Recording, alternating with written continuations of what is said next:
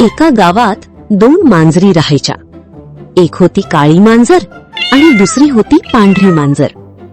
एकदा त्या दोघी अन्नाच्या शोधात इकडे तिकडे फिरत होत्या. खूप शोधल्यानंतर त्यांना एक लोण्यासारखी मऊ आणि गोल भाकरी मिळाली. भाकरी पाहताच दोघींच्या तोंडाला पाणी सुटले. पण आता प्रश्न होता की ती भाकरी कोणी खायची. काळी मांजर म्हणाली, ही भाकरी आधी मला दिसली, त्यामुळे ती माझी आहे. पांढरी मांजर रागाने म्हणाली, नाही, ती मी आधी उचलली, त्यामुळे ती मीच खाणार. यावरून दोघींमध्ये मोठे भांडण सुरू झाले. दोघीही एकमेकींवर गुरगुरायला लागल्या. तेवढ्यात तिथून एक धूर्त आणि लबाड कोल्हा जात होता. त्याने पाहिले की दोन मांजरी एका भाकरीसाठी भांडत आहेत. कोल्ह्यालाही खूप भूक लागली होती. भाकरी पाहून त्याने मनातल्या मनात एक युक्ती लढवली. कोल्हा अत्यंत शहाण्यासारखा चेहरा करून त्यांच्या जवळ गेला आणि म्हणाला, अरे मैत्रिणींनो, तुम्ही अशा का भांडत आहात? तुम्ही दोघीही माझ्या चांगल्या मैत्रिणी आहात. द्या ती भाकरी इकडे. मी माझ्या तराजूने म्हणजे वेइंग स्केलने तुम्हाला ती बरोबर निम्मी निम्मी वाटून देतो, म्हणजे कोणावरही अन्याय होणार नाही. भांडून थकलेल्या मांजरींना कोल्ह्याचे बोलणे खरे वाटले. त्यांनी ती भाकरी कोल्ह्याच्या हातात दिली. कोल्ह्याने तराजू आणला. त्यांनी भाकरीचे 2 तुकडे केले आणि तराजूच्या दोन्ही पारड्यांमध्ये ठेवले.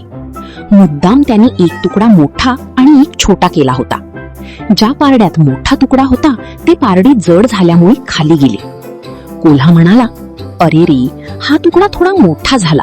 थांबा, मी यातून थोडासा तुकडा खाऊन दोन्ही बाजू बरोबर करतो.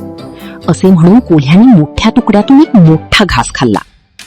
आता गंमत अशी झाली की ज्यातून घास खाल्ला तो तुकडा छोटा झाला आणि दुसरे पारडे जड होऊन खाली गेली. मग कोल्हा म्हणाला, अरे चा, आता ही पारडी जड झाली. मग त्याने दुसऱ्या तुकड्यातूनही एक घास खाल्ला.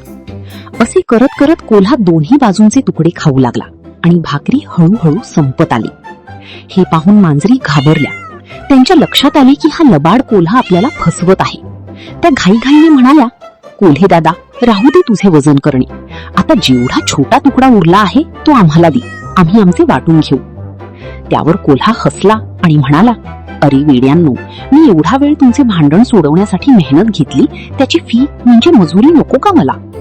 असे म्हणून कोल्ह्याने तो उरलेला शेवटचा तुकडाही तोंडात टाकला आणि तो हसत हसत जंगलात पळून गेला. बिचाऱ्या दोन्ही मांजरी भुकेल्याच राहिल्या आणि एकमेकींकडे पाहत पश्चाताप करत बसल्या. दोघांच्या भांडणात नेहमी तिसऱ्याचाच लाभ म्हणजे फायदा होतो. त्यामुळे आपले वाद आणि समस्या आपापसात समजुतीने सोडवावे, अन्यथा बाहेरची व्यक्ती त्याचा फायदा घेते.